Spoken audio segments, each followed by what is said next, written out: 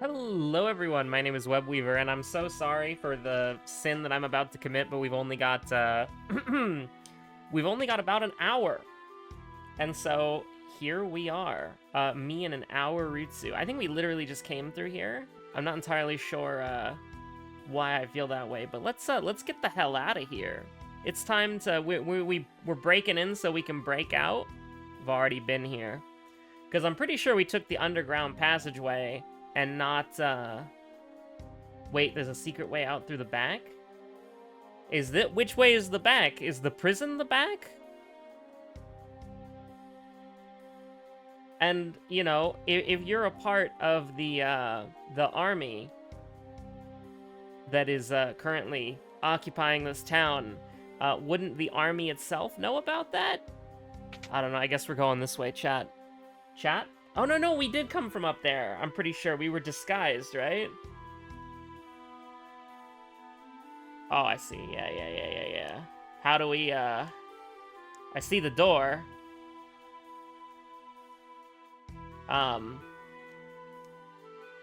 Wind the clock. Oh. The clocks were interactable from earlier, and so I was like, oh, you know, maybe the clocks mean something, but... What the heck? Oh, you can see the pathways into darkness. Obtained the iron armor. This is a random encounter area! Magic. Blizzard. All enemies. Probably should attack the guy. He's probably stronger. Or maybe they're all strong? Wait, we're weak as hell? Wait, we're weak as hell?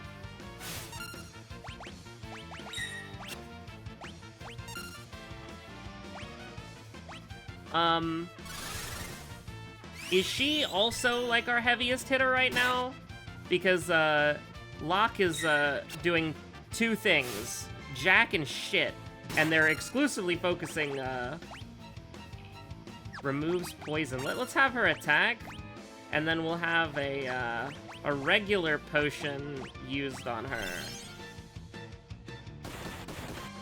Yeah, she does, like, double the damage of Locke.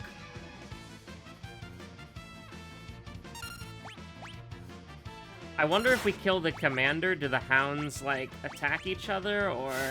This multi-hit is still probably better. Yeah. So she's our heaviest hitter, and the person who does the, whatchamacallit. I saw it. There was a pathway. You can see it right there. Is it just a dead end? So we have to go up here. I wonder if that's intentional, like it shows you the extra routes. Oh, we should have healed with potions. Commander 3? I wonder if you can all allies attack with a... I should have healed her with a potion. I think she has to use Blizzard again, and then Locke just has to heal her with a high potion. Because it's instant, so she won't die.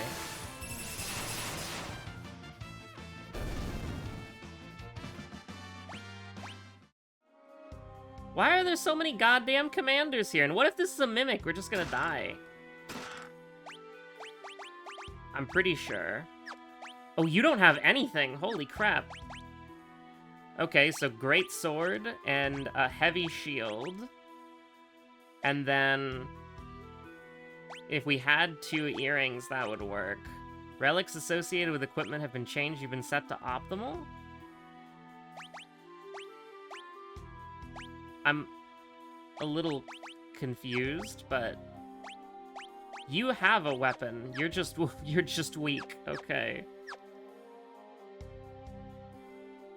But all right, she should be doing more damage now. I didn't realize she had nothing.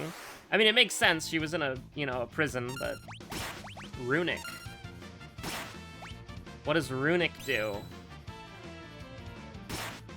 Nothing? I mean, it does something, allegedly. She just hasn't attacked yet. Is she charging? Did she enchant her weapon with a,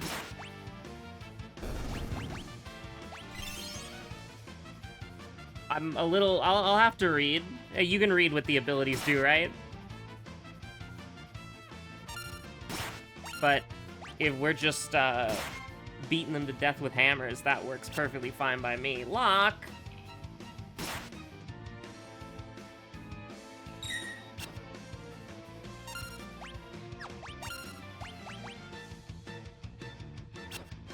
Oh. Gotcha. The inaccurate siblings.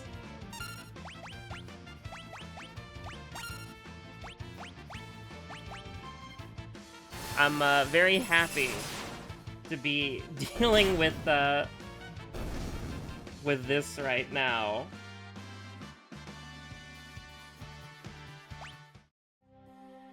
Now, here's the deal, okay?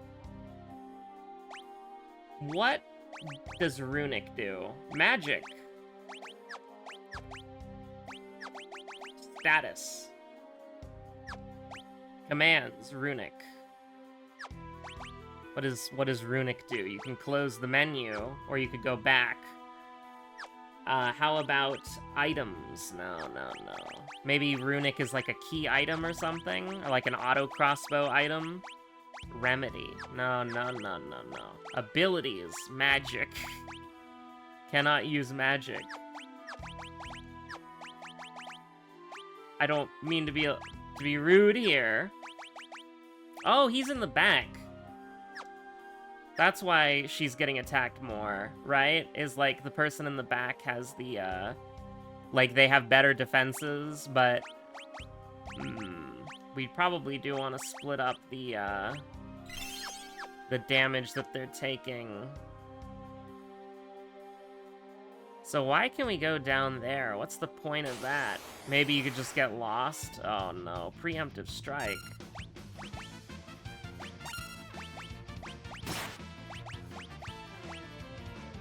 There is probably a way to check out what abilities do without looking it up.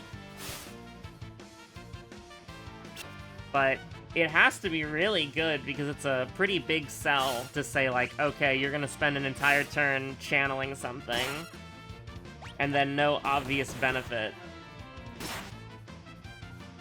Okay, yeah, he's doing 60 damage now. Goodbye, Doberman. Now, the problem with him doing 60 damage is he's also getting the shit kicked out of him, so maybe you do hide in the back there. Because now we have to use a high potion, and we do not have anything for you. We can go downstairs, obtained earring. Isn't that something that you can specifically wear 2 of? Relic associated, you've been switched to optimal. That's very strange.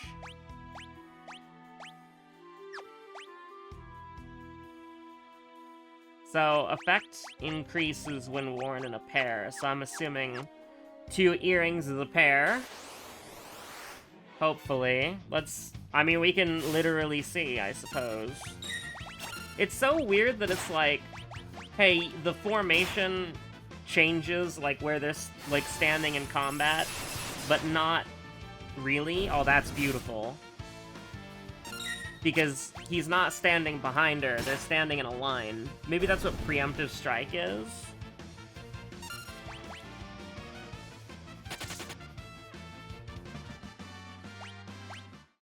Well, we leveled up, that's pretty good.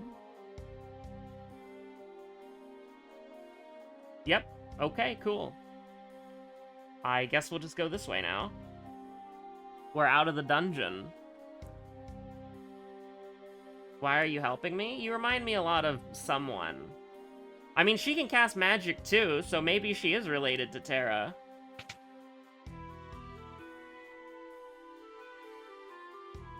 I mean, we're home free. Just go, just leave, right? Can we fight Valley Garmonda now? Wait a minute, where are we supposed to go?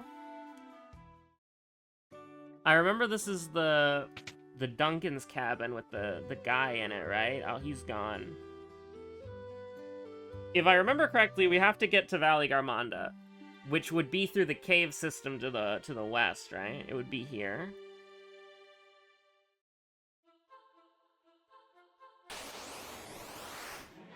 Now, how easy to kill are these things?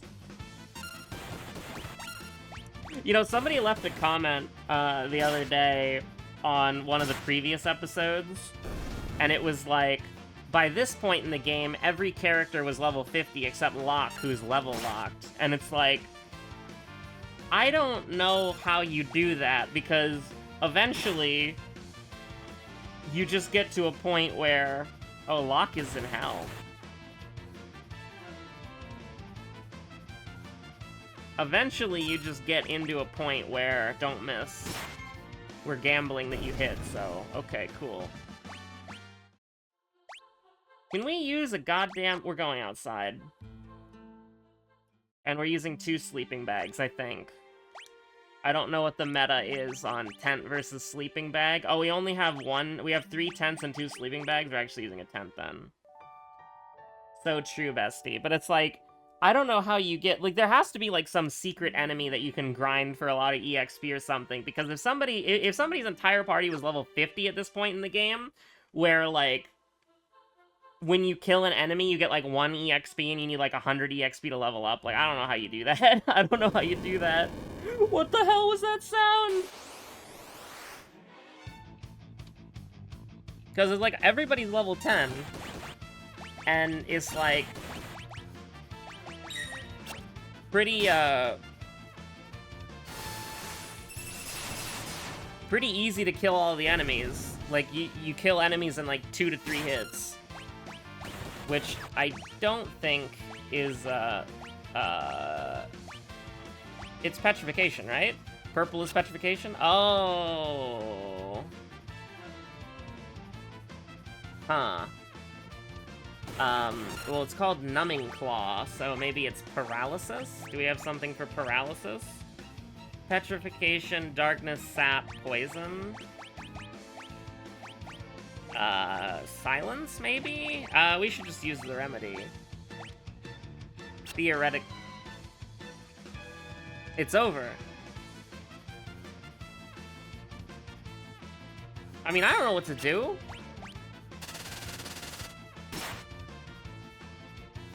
She's purple now. This is FNAF.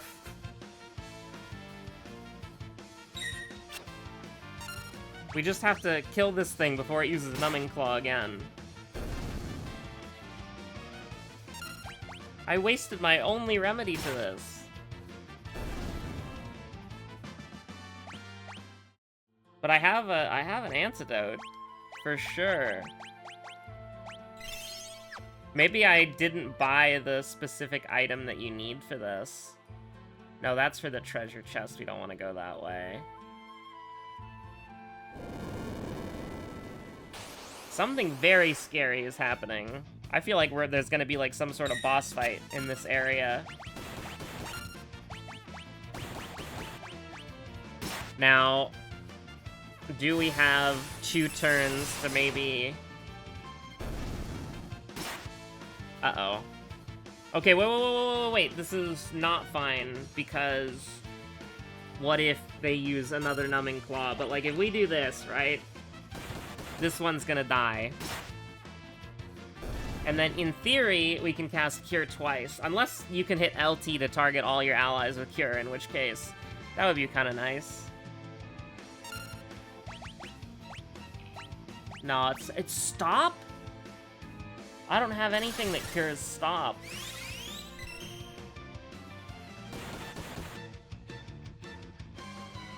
I think Locke is going to kill. So we're just gonna have Locke waste his turn by stealing. And then... we'll kill it this turn.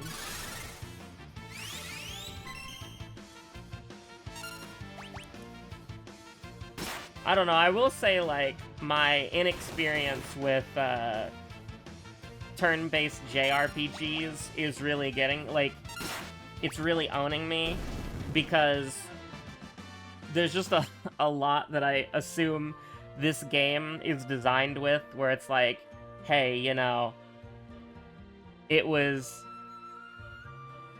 Oh, we've already been here. Okay, okay. It's like, it's designed in mind with like, okay, this is the 6th one. People are used to this formula already. We gotta... Oh, we do have a poison curing spell. That is true. In case we get another poison situation. Okay, we dodged one Numbing Claw. I should probably use a potion, I think. Because the blizzard is gonna kill all of the enemies here. Or at least it should. I was hoping I could hit potion fast enough. It'd be pretty funny.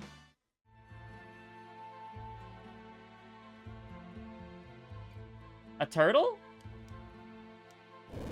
Genbu?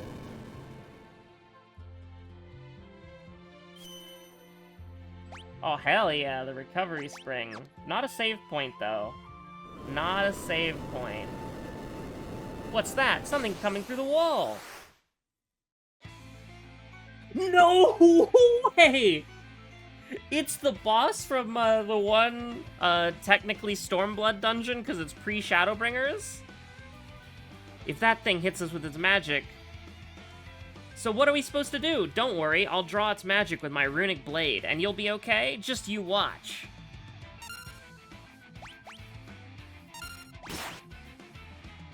Alright.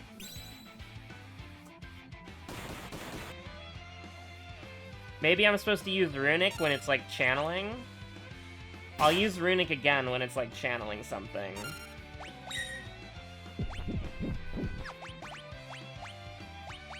Alright.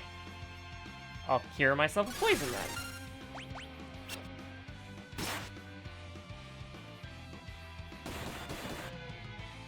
I mean, I am expecting it to, you know, inevitably try to do something.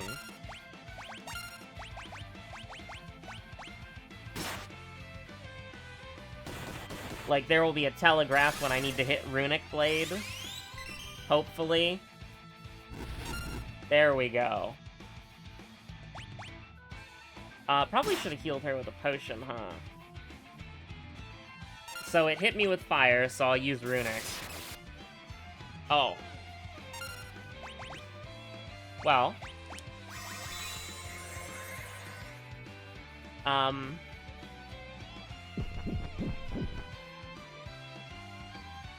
Huh.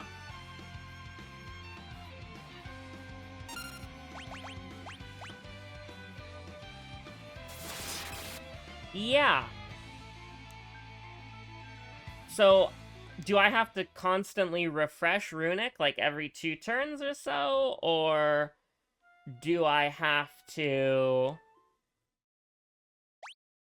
Thank God for autosave. Now we know why the recovery spring is right here. But yeah, I'll draw it with my... Oh, this is... I personally think that everybody involved here should, everybody involved with this story should be killed.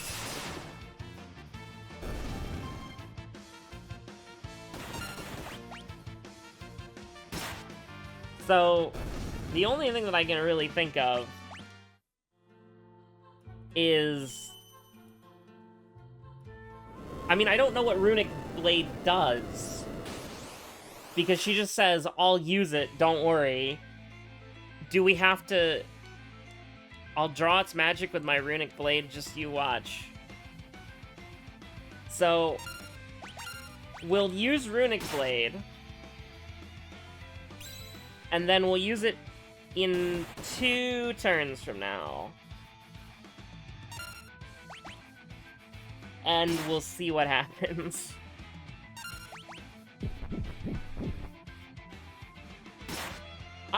I don't know what to do, because it's like, okay.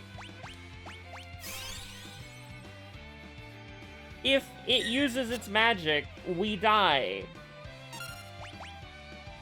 But sure. There's no feedback to what it does at all. Do I have to target...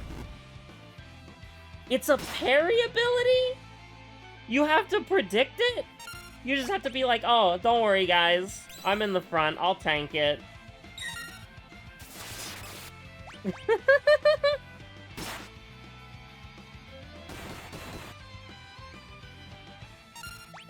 Alright then, we spam Runic as much as, you know.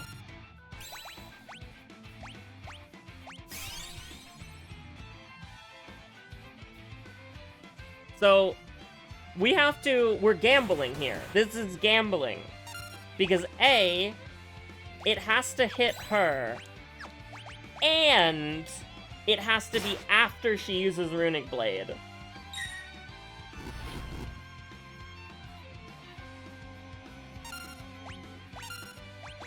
And it can hit her multiple times. So we're just, this is gambling. Because if she attacks, like, okay, if we had her attack there, she would have died. So it's not like you draw the spell with your Runic Blade and then you attack the guy to deal massive damage. It's, you draw the spell with your Runic Blade, and you have to do it like that. Because if you don't do it like that, you'll die. Like, she literally doesn't have any turn to do anything.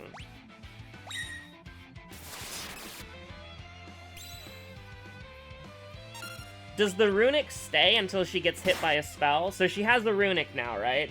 We'll try it, because we have a save... Okay, never mind. Because what I want to happen... Because I want to see if Runic Blade, like, enchants her weapon attack or whatever, right? So, she has Runic Blade now. If she gets hit with a spell, she absorbs the spell and heals. So, we hit Runic. And then, if it ever does, like, a physical attack on, like, Locke or her... That poison is a spell, I assume. The thing is, Locke's faster than her, so it could queue up an attack. It just did, right? Like, if it attacks... Oh my god. Like, this is literally just gambling. Like, the fact that we didn't get lucky and the Runic hit the poison was so annoying. Okay. So, theoretically, she has a... Theoretically, she can attack. Yes, theoretically she can attack now, because she has a Runic charge. And I'm just gonna heal her, just in case she gets owned. So it looks like she does get more damage with, okay, it's over. The fact that it can target Locke, we put Locke in the back, too, so he takes less damage and he's less likely to get hit. The fact that that happened basically means it's completely over. Like, we're just gambling. Am I supposed to have another ally here?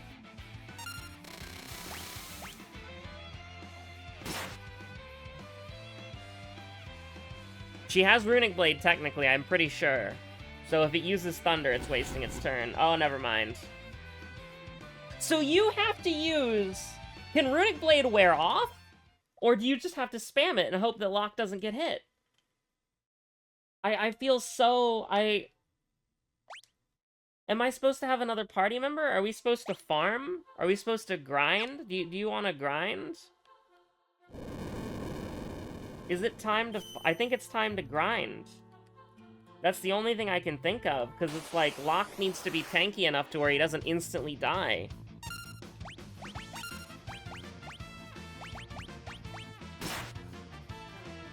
Because Locke needs to be in the back, not getting hit, and then he needs to be able to deal enough damage so that Celes can, you know...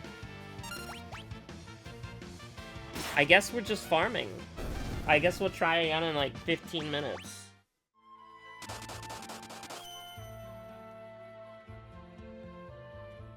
Is this like Pokemon where you can do this? No, probably not, right? But this should work. There we go, perfect. We're getting a lot of preemptive strikes, so that's good, that's good.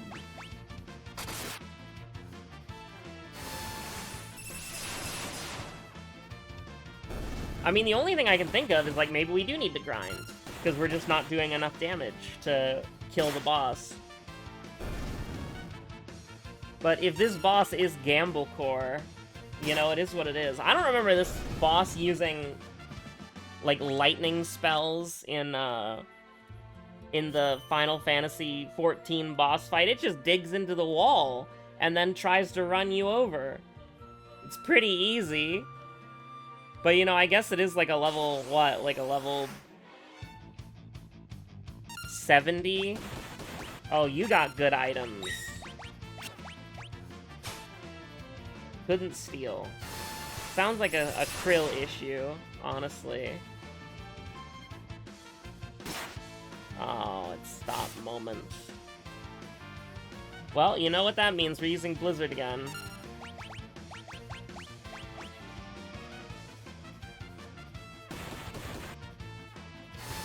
We're good, we're good.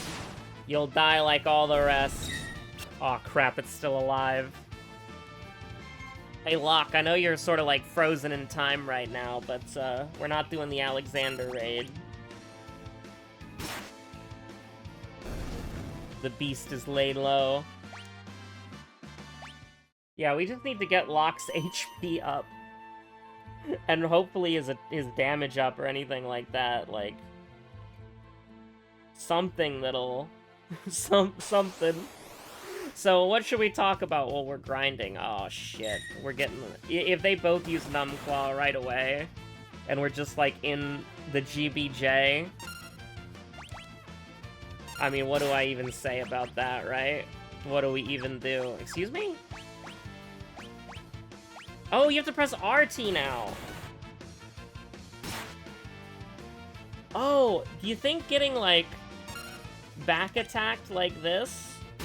Do you think that means that it's like when you got, in a fighting game, like your inputs are reversed, you're on the other side of the board? Oh, that'd be funny.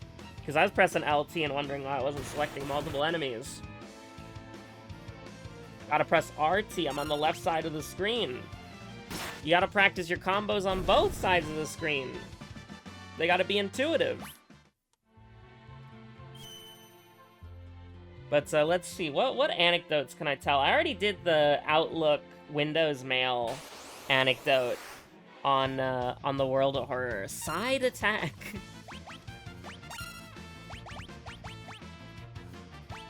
RT, LT, all enemies.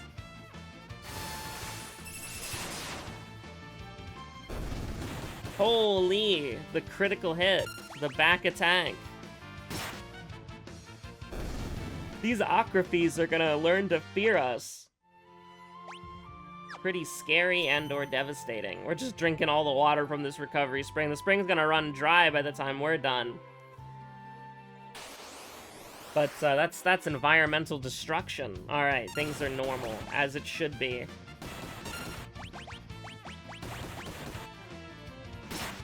But, I mean, we're in a Final Fantasy mood, right? So maybe I should talk about Final Fantasy things. So, I am under the current arc of Final Fantasy XIV is a little washed, and I know the response to that, alright? I know what the response to that is, which is go play another game. And the thing is, I have been. I agree with you. You should play another game.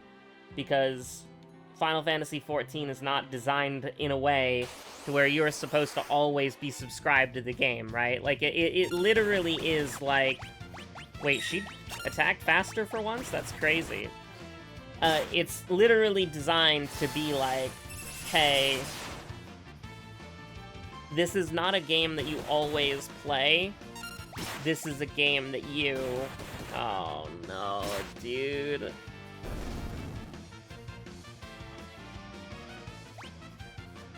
I mean, all you're gonna do is basic attack, right? That's all you have to do? Yeah.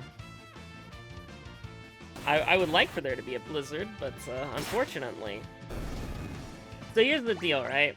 In Final Fantasy XIV, the game is designed to be a single-player JRPG. However, everything about it is, unfortunately, an MMO. And so the problem that I have with this, that makes it really important, is that you are playing a game that is an MMO, and so that means that it's clunky, it's janky, it's always online. And the direct appeal of the game is its single-player only story that you cannot play with other people. Like, this might be like a crazy thing, but why can you not do the MSQ? Why can you not, like, invite somebody to your party when there's, like, MSQ to do, and then, like, sync your MSQ progress together, and then if you do a quest that you haven't done before, it progresses your MSQ. Right? Like, what would be so wrong with that, you know? Like, what is this, what is this game's major malfunction to where it's like, oh yeah, we're a single-player JRPG, but we're also an MMO. Like, why isn't it just an action game? What about it has to be an MMO? You know what I mean? Like, they created this amazing storyline and this amazing single-player experience, and it's like, oh yeah, there's also like 100 other random people in your instance running around at any given time, causing you lag.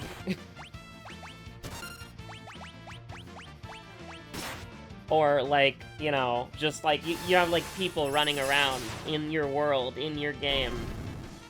And you're never incentivized to interact with anybody. Unless you want to do Savage Raiding. Or you want to do RP. But the thing is, you can do RP without Final Fantasy XIV. You can do Final Fantasy XIV RP without Final Fantasy XIV. Because there's a tabletop role-playing game that came out recently, and also fans have been making Final Fantasy modules, including Final Fantasy XIV modules for D&D and Pathfinder for 80 million years. So, that's cool and all. That's fine. We're gonna be okay. We do a little poison as a treat. But, it's just so weird to me that the game is like that, because, I don't know, in every other MMO, it's almost like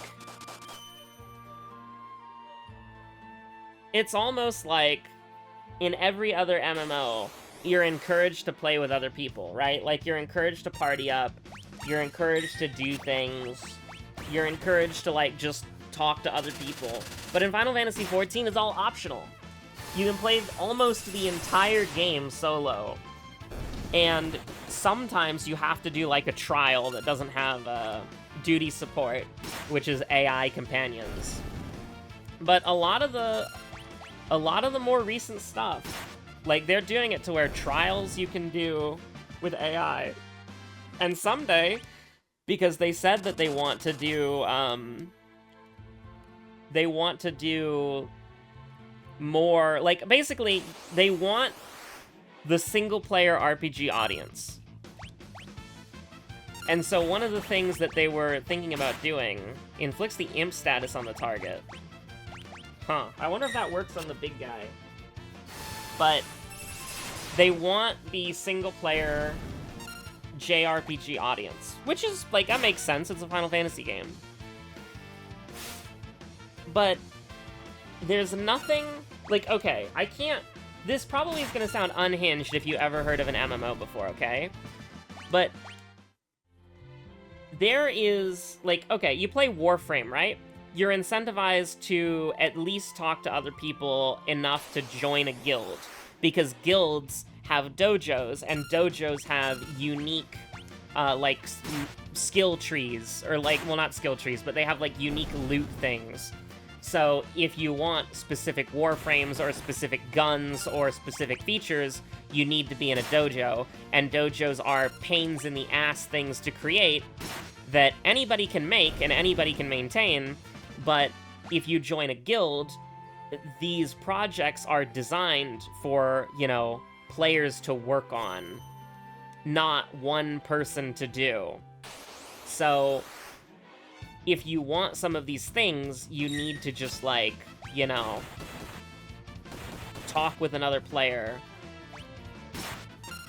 and then, if you can believe it, you can, you know, work with other players to make items that will help all of you progress through the game, right? That's pretty cool. But in Final Fantasy XIV, and Warframe is really the only frame of reference I have for, you know, MMO sort of things, because my first MMO was Warframe, and then my second MMO was Final Fantasy XIV. I don't count, like, the getting to level 20 in World of Warcraft, because I played it with a close-knit group only. And here's the thing, when I was playing World of Warcraft with a close-knit group only, what ended up happening was we had to work together. We went on quests together. We did like a dungeon together. And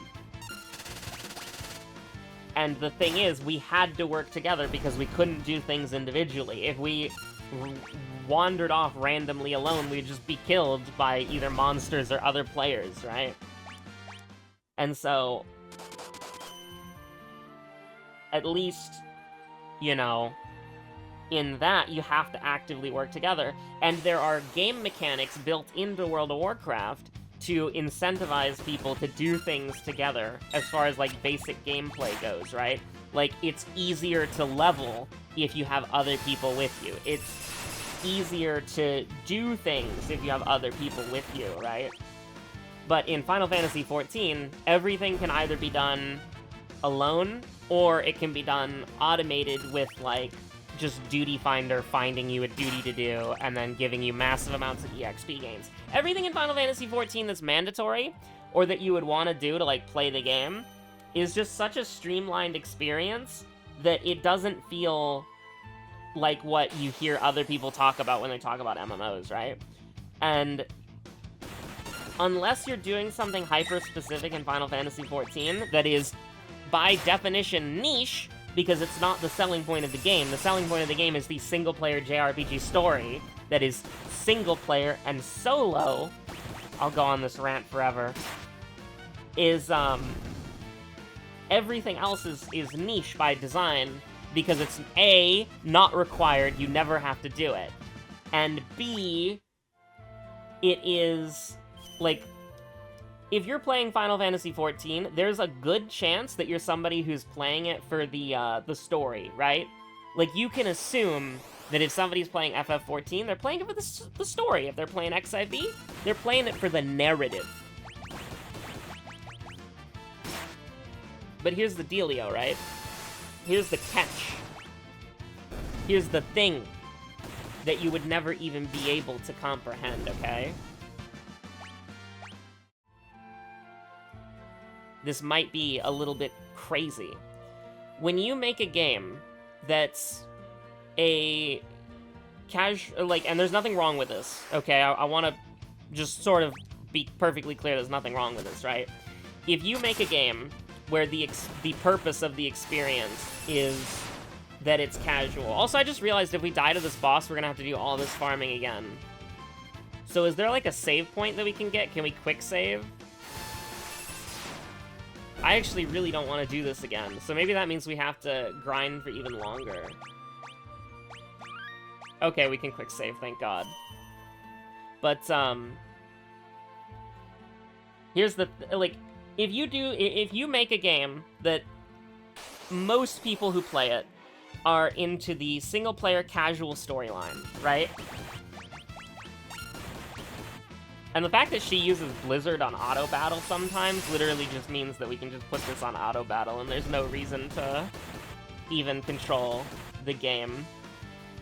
She'll just lock in. She's just locked the F in. It's true. And I mean, we might as well just hit this every single time. But, like, if you do that, then the vast majority of the people who are playing your game are going to be in it for that reason, which there's nothing wrong with that, right? But then you attach all this other MMO side bullshit that's completely optional, and it means that most people are never going to do that side MMO bullshit, and so it makes it A, it makes it optional, and B, it makes it to where you it's very difficult to find people who are willing to do it. Because let's say you want to do Savage, right? Savage is not required for anything. It's mid-core content that's pretty difficult. It's not required for anything. Now, Savage gives you the best gear and glamour items, but best gear is completely irrelevant in a game that doesn't need it. Like, I was on the Final Fantasy XIV Reddit the other day. Big mistake, I know. And something that I saw was, it was like a Guild Wars 2 player was like, hey, I really don't want to be on like the endless rat race treadmill of getting gear over and over and over and over again. And if this is that kind of game, I don't want to play it. And the thing that's complicated to try to explain to that kind of player is that, yes, it is a treadmill for gear, but it doesn't matter, right? Because the MSQ is which is the only thing that is mandatory. The only thing you have to do, the MSQ is the single-player JRPG story.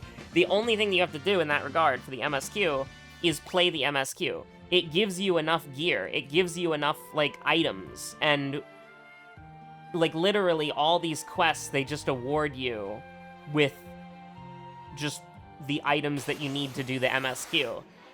And so that's just always the case, no matter what you do. And the thing that I find so crazy about it is, like, yes, the gear is always outdated. It's vertical progression only. But guess what? Hello? Hi?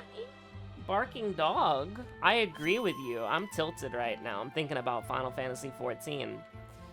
It's like, it is a treadmill, and you are always going to be trying to figure out, like, what the best gear is. But the answer is that it doesn't matter. Because you get the best gear in the game from doing Savage content.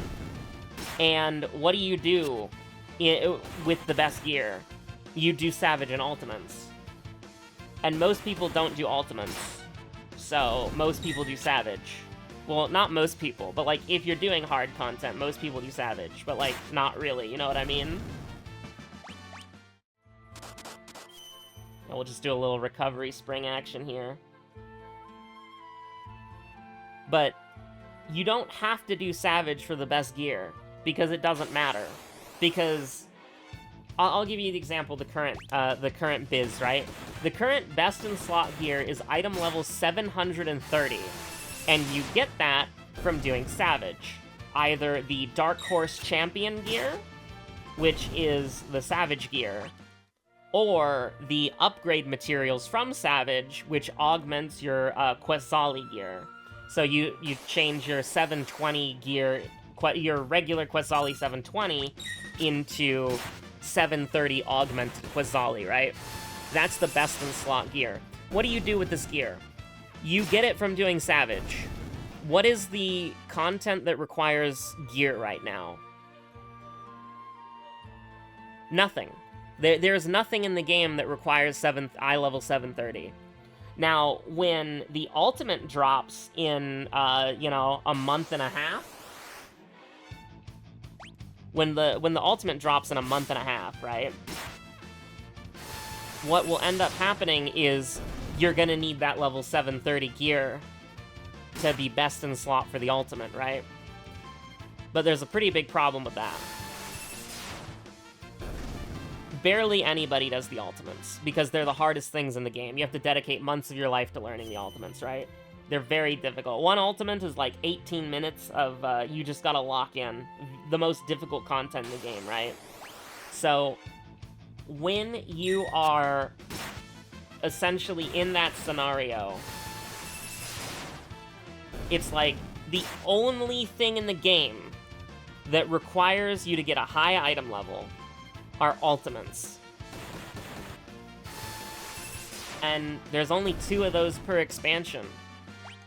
And so that also means that the final piece of the final gear that you get from Savage, because Savage is released in 3 tiers, right? So Savage comes out in 3 tiers, and Ultimates, there's 2 of them per expansion.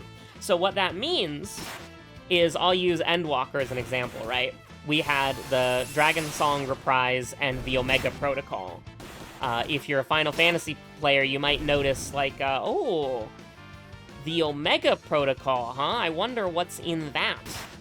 But I don't know if, you know, the Knights 12 or what, the Round Table, the Knights, I don't know, the Heavensward thing. I don't know if DSR is a Final Fantasy reference. Probably everything is, but the thing that I'm trying to say, right, is so DSR came out on, I think it was 6.1. And so you needed gear from Asphodelos, which was the first Savage tier, right? So I think that was like, was that 610? No, it was 600, I think, because the weapon was 605 and Abyssos was 630. Yeah, it was 600. So you got eye level 600 for DSR, right? I'm pretty sure. Don't quote me on that. I could be wrong. And then Abyssos comes out, and the eye level is 630. 30 levels higher, and the weapon is like 635. And then the Omega Protocol comes out, like a patch later. And the Omega Protocol is the hardest thing in the game right now. It's the hardest piece of content.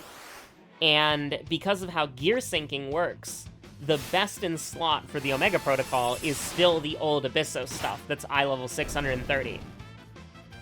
And so then Anabasios comes out, the final tier of Pandemonium, which, by the way, Asphodelos and Abyssos are tier 1 and 2 of Pandemonium, respectively. So Anabasios, the final tier, comes out, and what ends up happening is there's no new ultimates. So you're getting this gear, which is 660 and 665 for the weapon. You're getting all this gear, right? You're getting all this cool stuff that's like, ooh, the Ascension gear. Oh, this is all so crazy and awesome. There's a problem. There's a very, very big problem. There is nothing to use this 660 gear on, right? This Ascension gear that you get from this tier is completely and utterly pointless. It does nothing, because this is the final tier of Savage for Endwalker before Dawn Trail comes out. The moment Dawn Trail comes out, the base eye level, as you start leveling up again, that you get from doing the MSQ, so just like random gear that you're given for free from doing the casual single-player RPG questline, right? That gear is almost immediately better than the stuff that you're getting from the final tier of Savage and Endwalker, the 660 stuff. And so about like 45-50% of the way through to Dawn Trail, all of your Ascension gear is immediately outdated, which, you know, that's how Mafia works, because the level goes higher and the stats go higher, right? But the thing, what I'm trying to say is that it's completely pointless as far as, like, gameplay goes for you to do these things, right? There's no reason... I think this is the first time we've seen 3 Cartagras before? Cartagra before?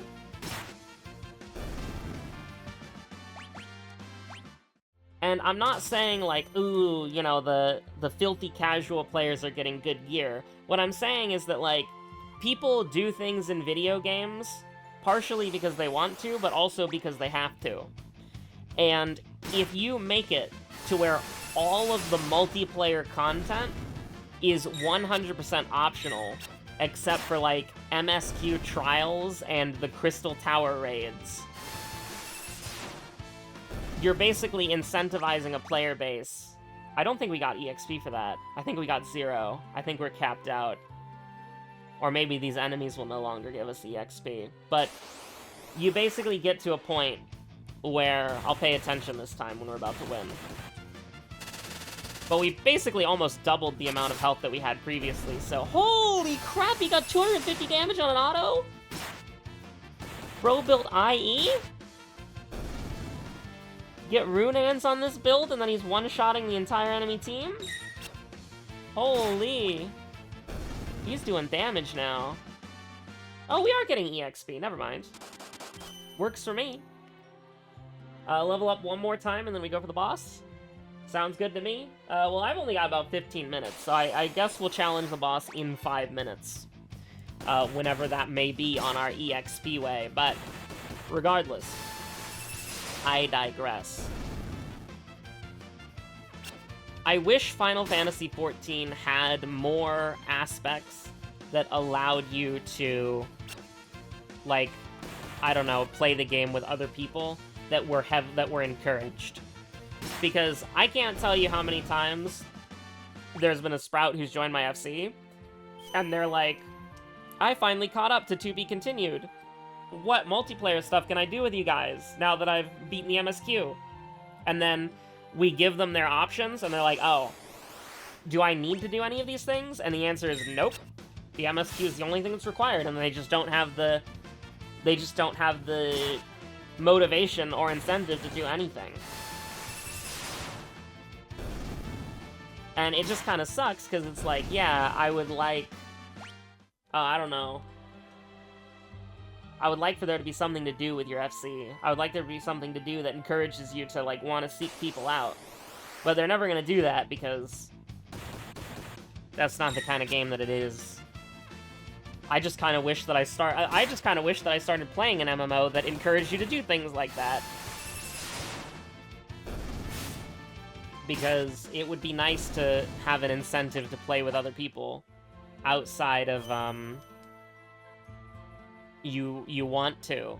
Which, okay, here's the thing. I know that sounds really bad, like, oh, God forbid you want to play with other people. But, like, I don't know, it's just lonely, you know? Like, everybody... Like, let me put it this way. You're playing an MMO, but the vast majority of people in that MMO have no interest or no desire to socialize. It's a very lonely experience. It's a very lonely MMO. Because you have to have people who want to play the game with you, and there's no incentive for you to find anybody who does. And obviously that means that if you want to find somebody like that, you know, maybe that's a richer experience, or it's a more authentic experience because nobody's there just because they have to be. So anytime you do something with somebody, you can basically guarantee, like, oh yeah, this person wants to be here. Because if they didn't want to be here, there's literally no point for them to be. But, I don't know, I really hope that the new features that they're bringing into the game just sort of encourage people to play together. Because it's just so... It's so weird, because it's like, as a guild leader who has a guild of, like, you know, say 25 people who play the game, who would play the game regularly if there were things to do. Because here's the thing, this is the biggest point here, and we're getting to the end of the video, of course, so I have the least amount of time to talk about this, because I was ranting in circles about how it's a single-player game earlier. In Final Fantasy XIV, we have something called content droughts, where basically the development team is like, hey, we don't have enough resources because Square Enix siphons all of our money to keep the company's lights on, so we only have a little bit of time and effort and money to be able to do this content every, like, 5 to 6 months. Like, we've had to wait, like, what, 5.5 months for the first patch of Dawn Trail, and we're supposed to get an expansion every 2 years and 6 patches? No way, dude. There's no way we're getting an expansion in 2 years from now. Absolutely not. But, this shit is washed. But it's like, because Square Enix is, like, just keeps taking all the money from Final Fantasy XIV, and they just keep putting more and more time and effort into the MSQ, because that's what pays the bills. It's like, I don't know, it feels so bad. It feels so bad. We're gonna level Locke up and then fight the boss. I'll be a little late to my, technically, I'm not even late. The raid is happening in 40 minutes. but I'm the one who's setting it up, so I like to be 30 minutes early. That's fine. I was fighting a boss in Final Fantasy. My Final Fantasy raid can forgive me. Oh, but we're so close to leveling Celes up as well, so maybe we just level her up as well before we, you know, maybe. Just maybe, because we could get her to 400 health, you know, that'd be really cool.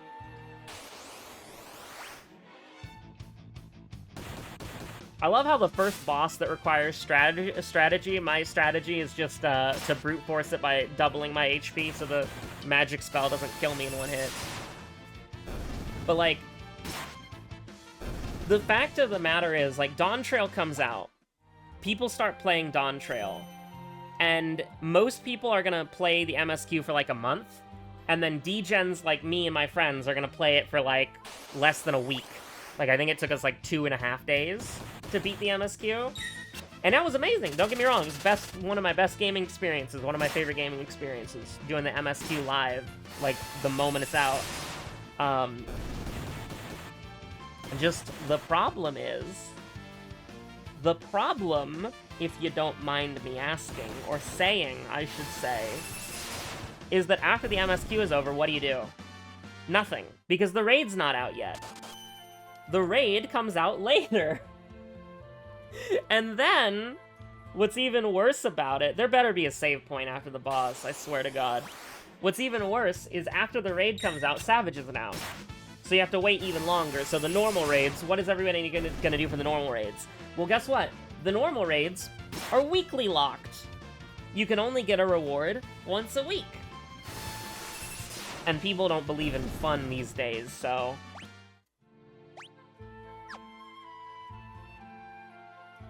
You know, you do the normal raids, they take you like 2 hours, and you experience a fun raid story that will continue in a year.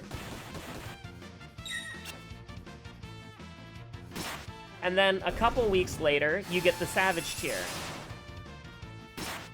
And it's like, oh my god. Like, can you imagine a live service game where the developers tell you, go play another game. And then it's like, okay, hey, you're a raider, right? Okay, guess what? Here's the Savage tier. It's 4 fights. It's not even 5 fights anymore, by the way. Spoiler alert. M4S is just 1 fight. It's not even, it doesn't even, like, there's no Palace Athena, there's no, Resident Evil DNA Man, there's no stupid sexy Dracula. None of it. Alright, let's give this a go. We're gonna do a little quick save as well.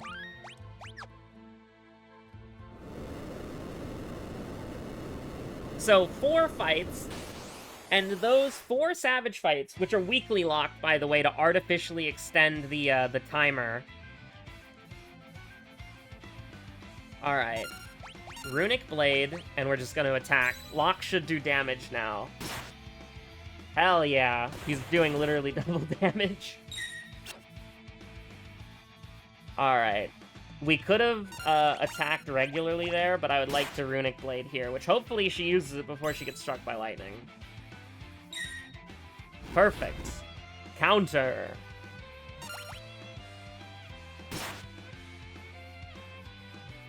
But, like, those 4 Savage fights have to hold you for literally, like, 11 months to a year.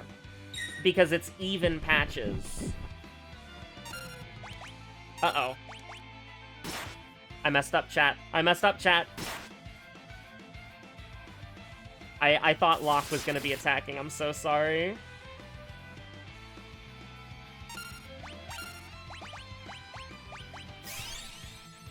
Now the high potions aren't fully healing. That's crazy. Well, they are now. Oh god, my alarm for the raid.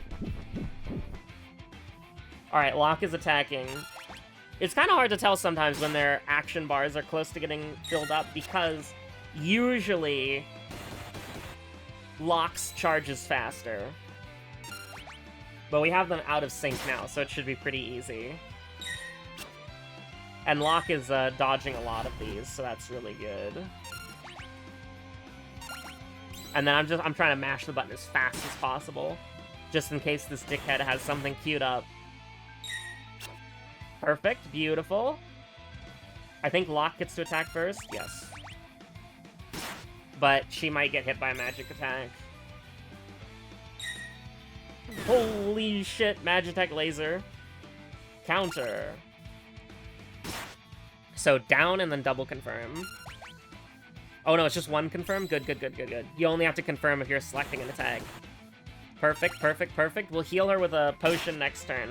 Actually, do we have a potion in this timeline? We might only have high potions. Did she parry that? She did! I'm a little confused about how that worked, but we take those, chat. We take those.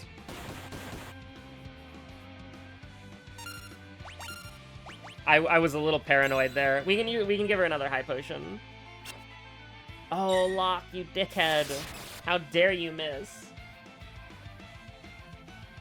I think she goes first? No, Locke goes first, so it's high potion time. I hope she doesn't get owned, but I guess she did just heal, so... Perfect. But now she has no protection to magic if that thing attacks again. Chat, we've done it. All we had to do was grind for 40 minutes. Now I have to hopefully find a save point within, I don't know, 3 minutes? That would be pretty cool. 0 EXP, huh? Thanks. Whew, looks like we're finally in the clear. Save point? The three groups have arrived in Narsh, and now a decisive battle is about to unfold. No, no, no, no, no, no, no. No decisive battles. Give me a save point. You're asking us to spill our blood for you. That's not what we asked, but it will be the result. Ha! You're absolutely right. Bannon, we're asking you to spill your blood. Emperor Gishtal is racing to acquire even greater Magitech power. That's the reason he wants Valley Garmanda that was discovered here. If we allow the Empire to continue expanding its Magitech arsenal, history's greatest mistake will be repeated. The War of the Magi.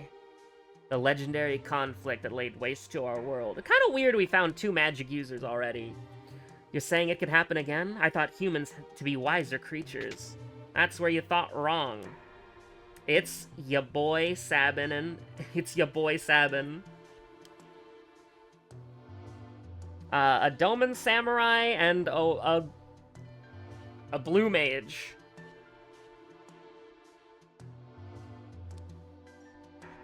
Wow. Wow, wow. The Empire killed everyone in Doma down to the last child. Kefka poisoned them. Barbaric. Elder. But that was because Doma was collaborating with the Returners. As long as Narsh remains neutral, we have nothing to fear from the Empire. And then right now, the moment I click X on this text prompt, the moment there's just gonna be like a Magitech armor that just like crashes through the wall. Or like cannonballs or something. Think again. Hey, we have like an enemy general right here. The Empire is poised to attack Narsh as we speak. What? Where did you manage to get your hands on information like that? I don't know, he's like a thief who's like espionage, goes behind enemy lines. Wow, I can't imagine. Celes here was one of the Empire's generals. Sir Gao, step aside. The infamous General Celes. The woman single-handedly responsible for the sack of Miranda. Stand and meet thy judgment, Imperial wretch! Be that as it may. Yeah, sorry, another magic user on our side?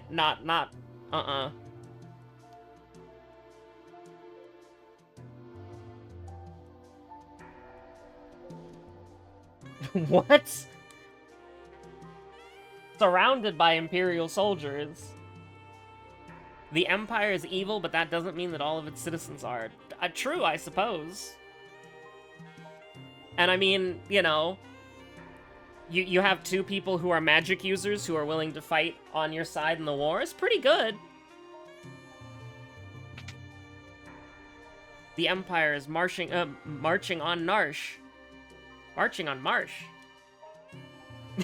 Don't do the back face, you lunatics. Dun dun dun dun. Bum, bum, bum, bum. I don't care what you have to do. Get me that Esper.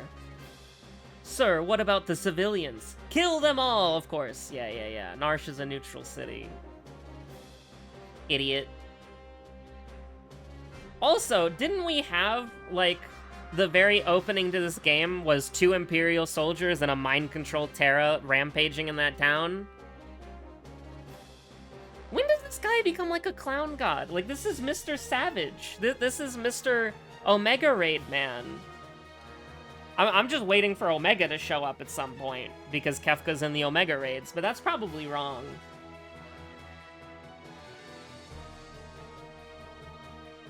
It seems the choice has been made for us. Let us make ready for war.